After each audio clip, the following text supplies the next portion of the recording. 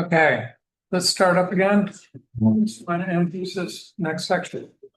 Yes, Mayor. So we have with us Ken Richardson today. Ken's a shoreline management specialist with the Division of Coastal Management, and he's going to provide some details to try to educate you all and us on the line of construction and the beach management plan process as we've received requests from oceanfront property owners late last year, asking the village to consider pursuing the beach management plan in light of the current pre-project line and implications under the CAMA rules, particularly where substantial damaged properties could be limited to rebuild.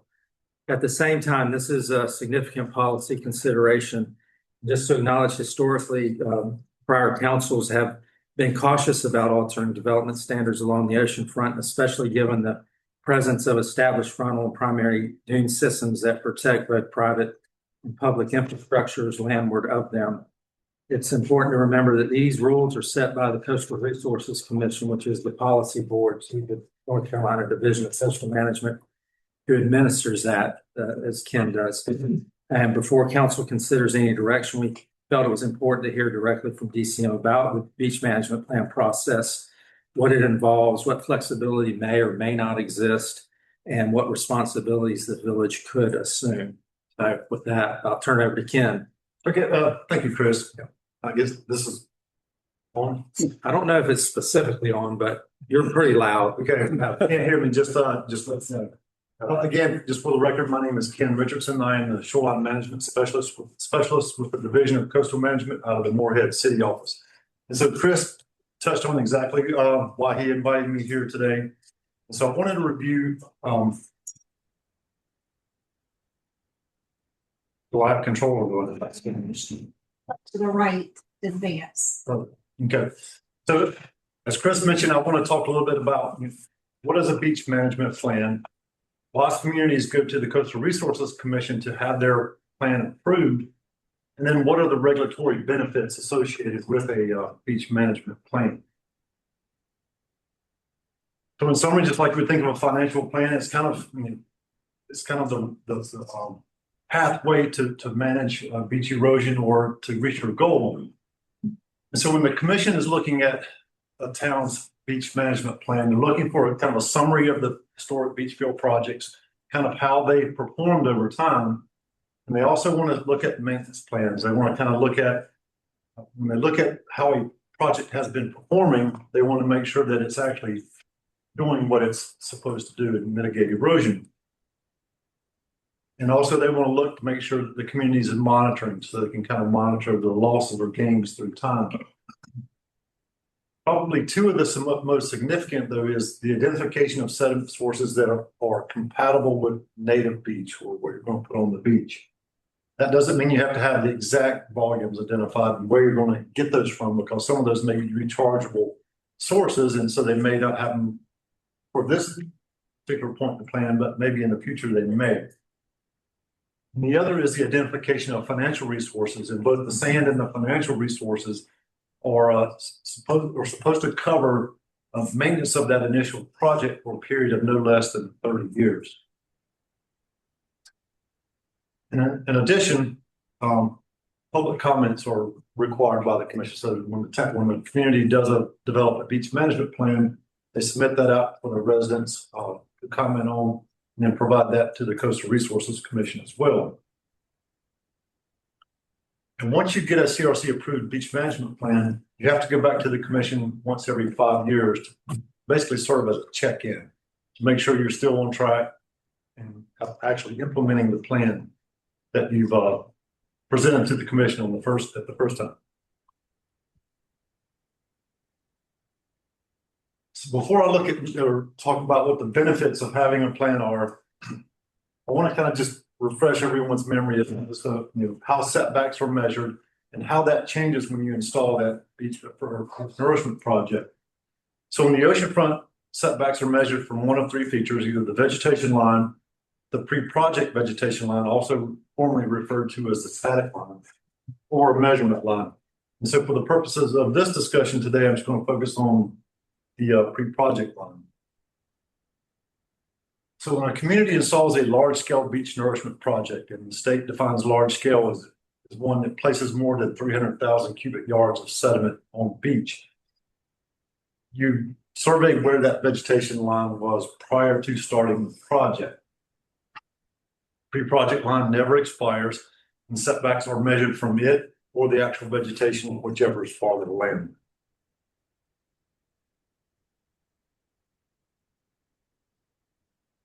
So a lot of times in conjunction with a project, communities will also install or plant beach grass. But the commission has long recognized that planted grass is not the same as stable and natural grass. So that planted vegetation line is not a good reference for measuring setbacks. And so it wasn't until 1995 that the commission codified that setbacks are not to be measured from the planted vegetation, but continue to be measured from that pre-project vegetation line going forward. The idea is you install that first project, it's going to erode over time, and then the vegetation will ultimately be back where it was prior to that initial project before it continues farther land. So without regular maintenance, you're going to see that erosion continue.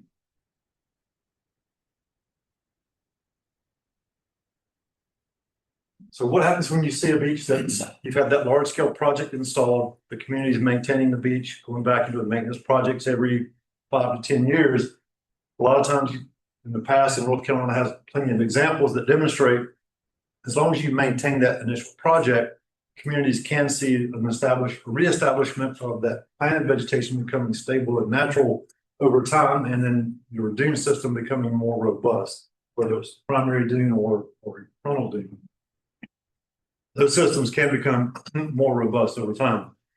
And as those benefits became evident, communities were approaching the commission and looking to see if there was any sort of setback regulatory relief, because you've got examples of where property owners could potentially meet setback from where the vegetation line is today, but they couldn't meet the setback from the pre-project line. And so when you have a situation that looks like this, where you have lots of vegetation, they're maintaining that project, communities just requested some regulatory relief.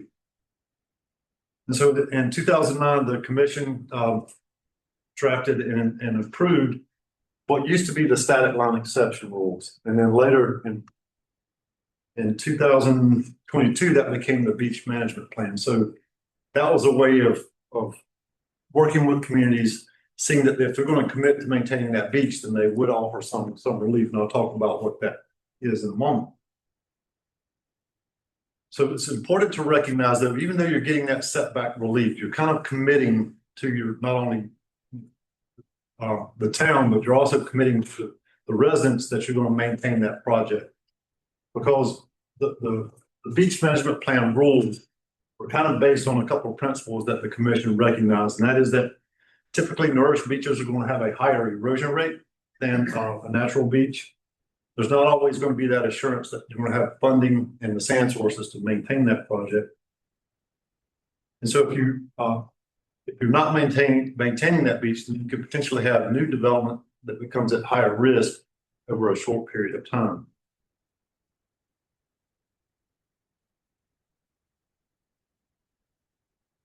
So what are the benefits? This is kind of leading into one of the questions that Chris really wanted me to kind of talk more about. So on the oceanfront, if you have a beach management plan, instead of measuring setbacks from the pre-project line, you can measure from the actual vegetation line. If you've got a scenario where you have vacant lots on South Beach, a line of construction gets established and the community reaches out to the coastal management. And then I'll go through the process of describing how we do that. But a line of construction gets established. It basically says, if you meet your setback plus the other rules that may be in place, you can build, but you can't be no more seaward than either your land or most adjacent neighbor or in front of the line of construction that gets established. So other things that you may have to, or the benefit that you may see is that structures that are greater than 5,000 square feet only have to meet a setback of 120 feet or 60 times the erosion setback factor. That's kind of a significant benefit, because if you're familiar with the setback rules, Coastal Resources Commission has. It's based on what the erosion rate is, and it's based on the size of the structure. So as you increase the structure size and the setback, the erosion setback increases, then your setback line will be farther back. And then grandfathering would also apply to any structure. In 2009, the grandfathering rules only, prior to the beach management plan rules going into effect, only structures built prior to August 11th of 2009 were grandfathered. But if you have a beach management plan that's been approved by the commission, then it would apply to all the structures for the area where the beach management plan applies. With grandfathering, though, you still have to meet a minimum setback, but you're limited to your existing footprint inside, but it is a benefit that comes with the beach management plan. So in addition to setbacks, there are other factors that you have to consider, and I think this is applicable to the South Beach. You have public trust, or you have perpetual or long-term easements that you have to factor in. Whether you have town or HOA ordinances or common spaces can't be built on. And in addition to meeting setbacks, you have the primary dune and secondary dune. So if it's a primary dune, you can't have anything built seaward of the crest of that primary dune. If it's a frontal dune, development has to be behind the setback or the frontal dune, whichever is farther landward.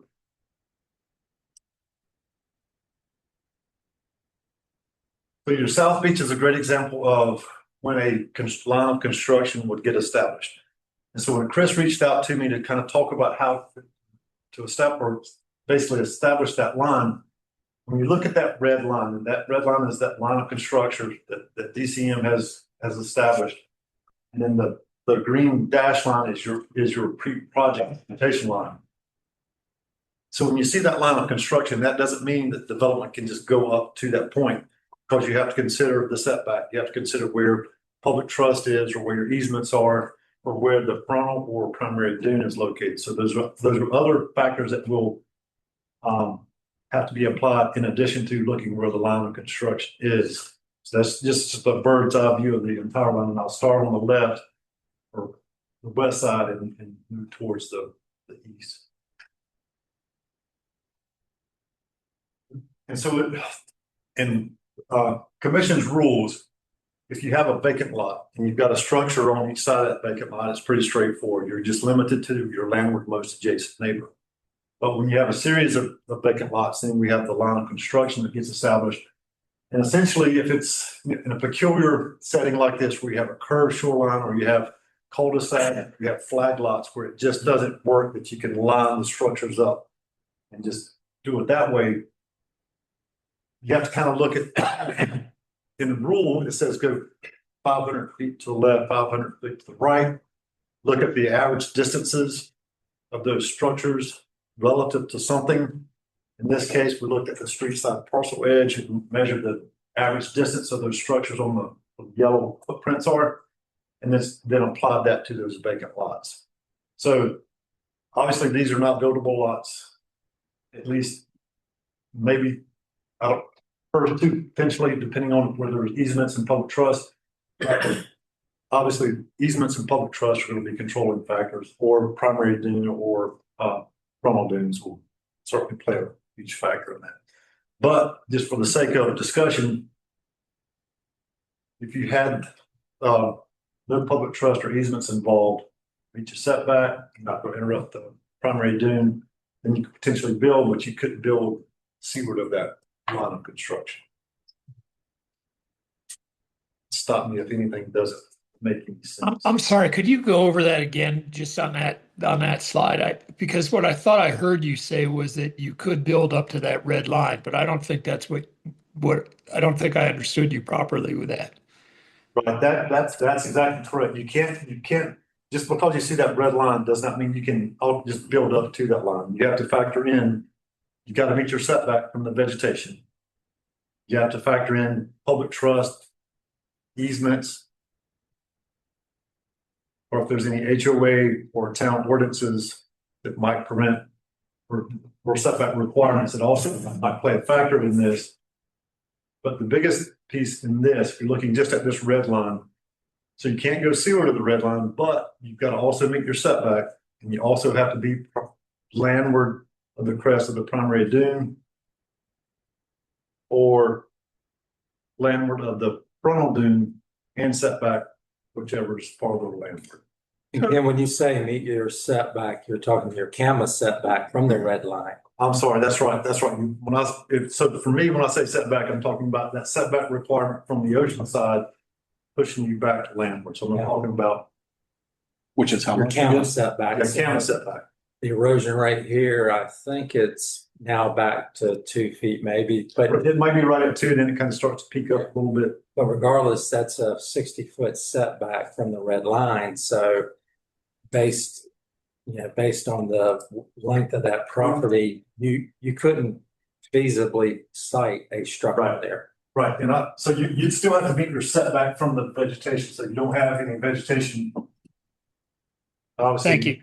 Yeah, thank you. That does clarify. Thank you. That's what I, 60 foot from, it's 120 feet.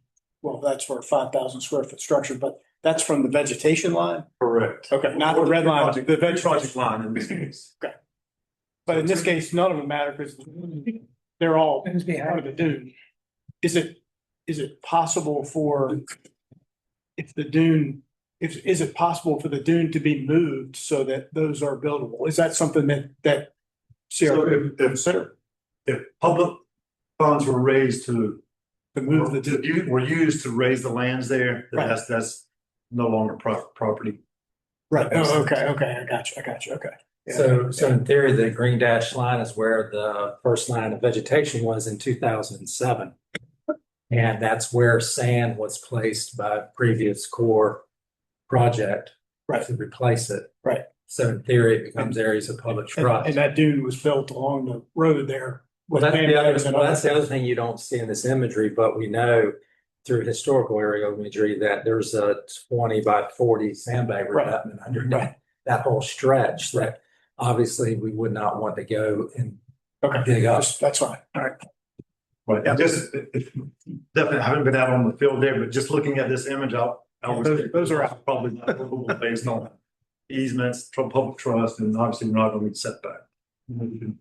Vegetation. Can I just highlight what part of the question really is with those existing structures that you see to the left and the fact that for the longest time, they've been deemed quote non-rebuildable if they're substantially damaged, which is greater than 50% of the value. And so that's the point where I think, particularly with specific inquiries we've received, is it puts it places a negative stigma on the property for value and sellability. Is there some other option available to those that have existing structures to be able to rebuild within the existing footprint if they were substantially damaged? And so you'd be talking about those, I guess, those 4 closest ones for sure, right? Yes. Okay. By virtue of that pre-project line bisecting through the structure. Or in some cases, even being behind now. Correct, because we know through historical imagery again that every one of those at one point or time the private property owner got a permit from DCM to put in sandbags as temporary erosion control structures. You just don't see them today because they're under a really tall, high, and wide dune. Right, and that would be one of the benefits of having the beach management plan is that being able to measure from the actual vegetation line. And you could potentially have a couple of structures that may not be conforming relative to the pre-project line, but would be relative to the vegetation line. So that would be a transition that structure from non-conforming to conforming. So that would be a benefit that comes with beach management. But to be clear, with the beach management plan, it's sort of an all or nothing program. You can't pick and choose. Yes. Exactly. So there's going to be some who are going to gain possibly and some that won't. Unless you were able to look at the red lines and the dunes, and we could all look at it and look at every single property and say, okay, those 4 houses now become conforming, but because of the red line and the dunes, none of these other non-buildable properties suddenly become buildable, right? I mean, that's kind of, we'd have to go through a lot of effort to figure that out, right? I haven't seen the rest of the slides, so obviously, It does get a little easier. because I was gonna say, you're gonna show us exactly. It does get a little easier as you move with. This one is just, I think this was more just for the exercise of creating that line. Yeah. This is an example of what it will like, but I think at this location, you still might it might be tough to get anything even on that lot beside the existing structure. Just, that one's a maybe, the others. No. All right, so as we go east, you can kind of see that, but the line of construction makes a little bit more sense. Again, applying that same method, we looked at the existing structures, measuring from the street side, parcel edge, measuring to the oceanward side of the structure, averaging that distance, and then applying that same distance to the vacant lots. So that gave us the line there. So again, just in an abundance of clarity, looking at those top ones on the left, or to the unoccupied lots, right? If someone were to build something there, they would be permitted to build up to the red line, but then they wouldn't be allowed to rebuild if it had suffered 50% damage or more? Well, not if it's part of a beach management plan. Yeah. Right, yeah, obviously from the pre-project line, the green dash line, you're not gonna be set back here from that. But for the sake of the conversation, and based on how we can see that the vegetation as it appears in this photo, let's just say you can meet a 60-foot setback, or if the erosion rate may be a little bit higher here, it may be closer to 3 or 4.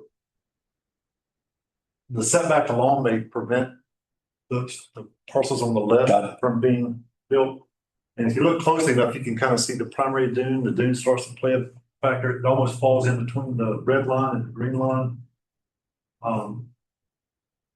I think the erosion rate. So your setback would put you all the way back. I think it may be a little Gotcha. back. Makes sense. But as we start to get farther to the east and the erosion rate drops off a little bit, and you start to look at where the primary dune is or the frontal dune, then if you can measure setback from the vegetation line, you might be able to get additional development there that you might not be able to today because of, or that you can't because of the project line. So just following on those questions, so moving to the right from those 4 vacant lots, there's those 2 lots that are developed with the red line there. Under the scenario as laid out on this diagram, assuming that there's not adequate space to build between that pre-project vegetation line and the road, would you consider those 2 lots in between those 2 houses buildable or not buildable? Are you referring to the 2 on the left or the? Yes. Yeah, right there. Yeah. There's potential there. Now, again, that would be, going out and looking at where the frontal dunes are. It looks as though there's enough vegetation to measure setback. And again, it would depend on what the erosion rate is, those 2 lots, as to whether or not they would be buildable. But if you can meet your setback, you're not interfering with the dunes or any easements, then there's potential those 2 lots could become developable. Okay, So- I understand the equivocation here because you can't see that dune. I understand that's reasonable. What I think I've heard you say though is that one could, just knowing the rules as you've laid them out, do an assessment and decide, yep, on his or her own. There's no arbitrary sort of feature that comes from some remote authority that would say whether it's buildable or not. One could reasonably determine on his own that those are buildable lots or not. Right. You would do that in coordination with the LPO, town's LPO, or DCM staff, field staff. Right, So- but you have pretty clear rules. I think you outlined. You did a very good job. Very nice, and thank you of explaining what determinants, what would be the determining factors. Okay. And one of the other things to consider too is the commission just amended one of its rules. I call it the small structure exception. So if you cannot meet your current setback, and this is a rule that's in effect today, if you cannot meet the current setback, but you can meet a minimum of 60 feet, the commission will allow a structure of no greater than 2,500 square feet to be built, regardless of the erosion rate. So you could have an erosion rate that's 100 feet per year. You have a property owner that wants to develop it and can meet 60 feet a year. they could build a structure of 2,500 square feet or less. So I think those two lots in between the structures on the left, if they can't meet the setback based on the erosion rate, could potentially meet that minimum of 60 and then just be capped at a 2,500 square foot structure. It can, when I look at, so I'm really familiar with those lots and stuff, and when I look at a lot of those houses along that line, when you're on the street side of the house, you're up in the air 8 to 10 feet at least. When you're on the ocean side of the house, the dune in front of you is actually, a lot of times it's higher than the first floor. And so when you're looking at, if I'm looking at those two lots that we were pointing at before, there's a good chance that if somebody's building there, they'd be excavating the dune to build. So you can't tear up the dunes to build. So you I can't. just want to make sure that, yeah. So when we're talking about, oh yeah, the line of construction, just as long as you're not, 10% in front of the people on each side of you, then you could build. And yet, but the reality is that, if you're using that as your criteria, it's only valid if you're not chopping into the dune. Yeah, you can't tear up the dune. That's what that's. We've got some examples, representative examples of a lot of those lots along that stretch where with our 2019 LiDAR data and the topography shows elevations of those primary and frontal dune systems at 10 feet as high as, from 10 feet as high as 18 feet. That was in 2019. I would imagine since then they've even grew higher, right, in excess of 20 feet. To the mayor's point.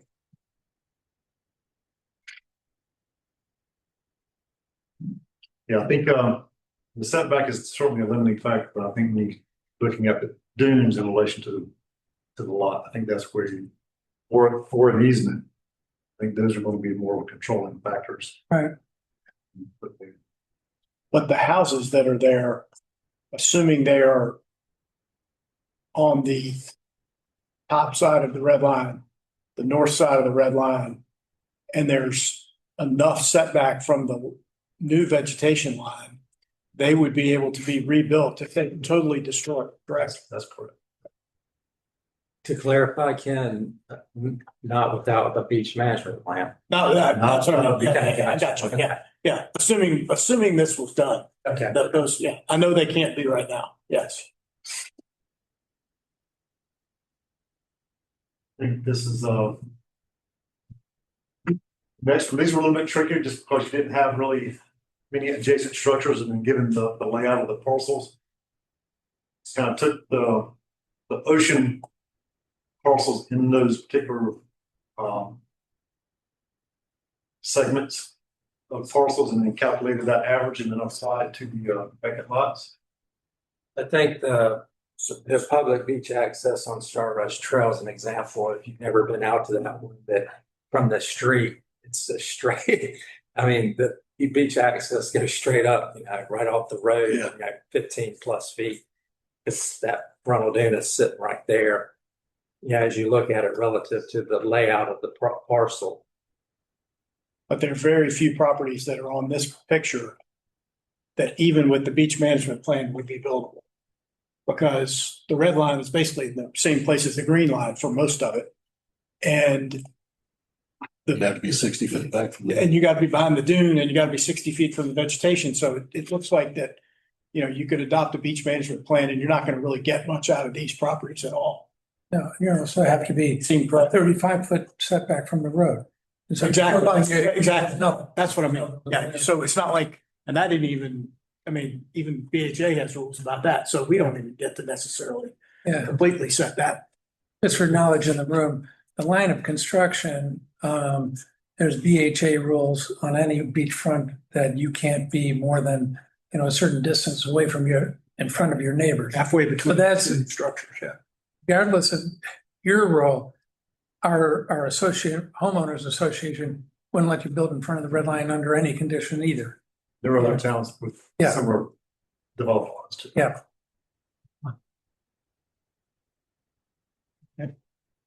Last. That was the last one. Really helpful. Questions? Aaron's got one or two of those that show the topography. Yeah, if you could go back, if you go back to one that you had with the topography. Well, Oh, you Karen, talk about, Karen has, we did that in-house internally. Karen, if you could pull.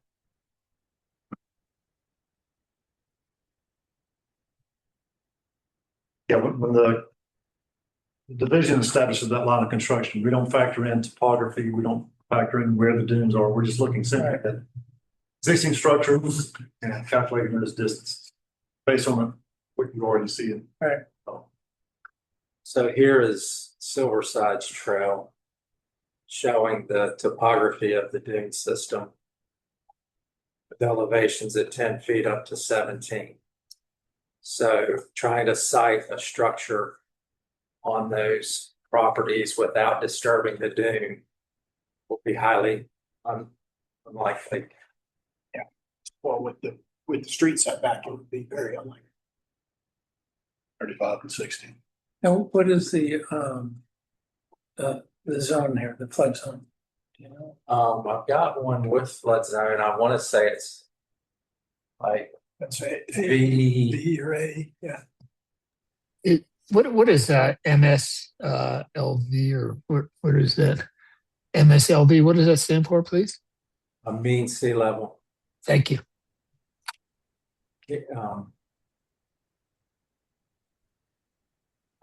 So no matter, I mean, to not impact the dune, you're in the light green roadside. And then there's the question of, I don't know where the line of vegetation, the setback would be anyhow from your setback. And then we got a 35-foot setback from the roadside. And we have a height limitation. So I mean, when you start combining all those things, a lot of these, it's a really quick study to look at this and say, well, that one's not buildable. You know, you can go down the line.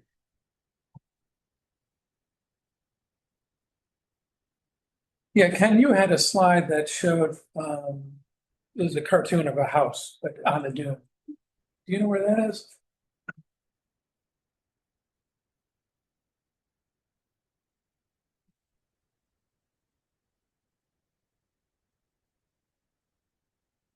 Yeah, right there. Yeah. So the dunes, there's always a little bit of confusion on my part. When we're talking about the dunes that we've created, are they now the frontal dune?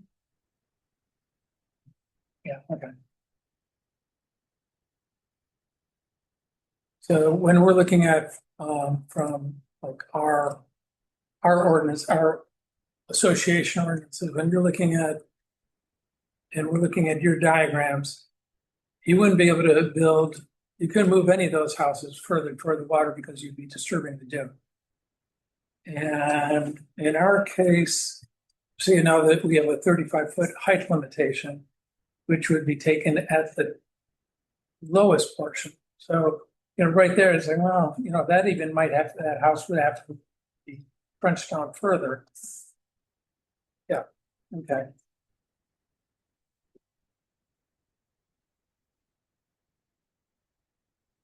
Great, thanks. So now, as far as communities, when static line exceptions first started and beach management plans kind of were talked about, one of the things that communities always kind of stress as something they were concerned about was just the cost of pulling a plan together. But what we found is that most communities were already collecting the information they needed for that plan anyway. So they just needed to submit it to the commission for them to review the pieces and the parts, just to have them approved. So it's not really what we've seen, not like an added cost. Matter of the town going before the commission every 5 years to get that one, going to get that initial approval, and then every 5 years doing a reauthorization of requests from the commission. But in terms of negative effects of the beach management plan,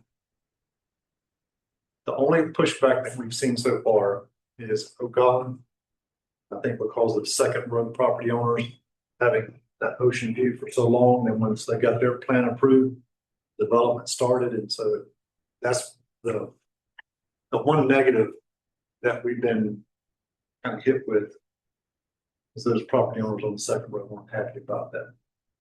But that's really the only negative feedback that I've got. Yeah, just a reminder, the village tried to install a handicap beach access a couple of years ago on one of these oceanfront lots and was met with substantial resistance. Because of the view shed. I mean, I think the homes that I have a lot of sympathy for are the ones that are not built, not rebuildable, and therefore it's difficult to get a mortgage, difficult to get insurance, difficult to get, to sell. Especially the ones that are now pretty substantially far away from where the water line is.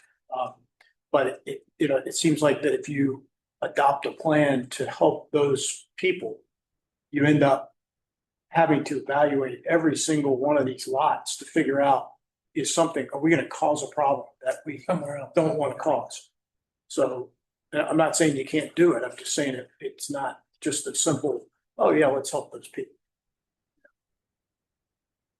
And again, I think the biggest benefit that folks want to get out of the beach management plan is being able to measure setback from vegetation. Because you do have those current structures that now are kind of conforming structures versus non-conforming. So I think really trying to help the existing property owners out that way. And just because you have the plan, just like on your South Beach, not everybody's going to be buildable just because you have the plan. You might have some sprinkled in those vacant lots potentially. But Has the CRC struggled with this we're not the only beach community with oceanfront properties non-conforming. I'm just curious, has the CRC ever talked about or discussed, has DCM ever talked with them about this to the extent that to recognize it, and if there's some ways that the state and CRC could help in some way beyond a variance? So I might be putting you on the spot, and obviously we can't speak for our elected bodies, right? But yeah, and I think too that this was probably to a lesser degree something that was created out of that concern that when you've got this many structures that are non-conforming because not being able to meet that setback from the pre-project line, that they could potentially have in a situation where there are a lot of variances going before the commission. And I think just thinking ahead, and then also too to try to promote beach nourishment, erosion mitigation versus not doing anything. I think that they really kind of just focused on the positive aspects of that, and there's not really been anything. The only time there's been negative discussion around beach management plans is the commission had development line rules in effect at one time, and those were kind of in conflict with the old static line exception rules. And so while it was tried for a period of maybe 6-7 years, they ultimately repealed the development line rules and was charged for just keeping the beach management plan. And so based on my experience, they've been very supportive of that. yeah, because I can see, particularly for the homes on the west end in the vicinity of the fillet of the terminal groin, by virtue of our permit for that, we've got to maintain that. We've shown that in the permitting process that we have a plan to maintain that for the life of the project. And to the extent that that provides that protection for those structures immediately in the vicinity there, it would seem that certain properties could get something approved by the state in recognition of that. I'm not suggesting that any of those unimproved properties be permitted to build on, but it's an existing structure, substantially damaged to the extent that they can at least rebuild within the existing footprint would be, I don't know, maybe that's. Well, because you could apply for a variance once you get to do it, but at that point, you haven't solved the problem of getting the insurance, getting a mortgage on those properties. So, you still have the properties are still undervalued because of their situation. Just because there can be a vast difference between the northern coastline and southern coastline. And just because of, how lots are laid out, certain peculiarities that may just only pertain to a handful of lots. So the variance path, I think the commission is just something that is different. That's what the variance path is. Can you get a variance prior to the damage occurring? I mean, could I come in and say, hey, I want to get a variance to say that I'm not covered by the 50% rule ahead of time so that I could get a mortgage or I could have insurance covered? And so a variance they can only entertain a variance when you've been denied a permit. Okay, So that's what I thought. Yeah.